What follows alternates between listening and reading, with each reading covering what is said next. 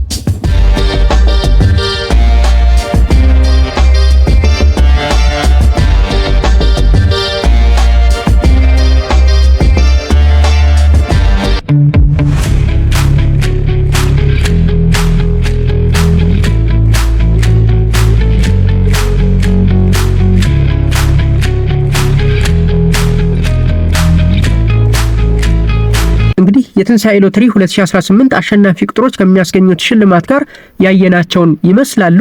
ሙሉ ማውጫውን መመልከት እንድትችሉ ስክሪኑ ላይ እናደርግላችኋለን። ፌስቡክ እና ቴሌግራም ቻናላችን ላይም ሼር እናደርግላችኋለን።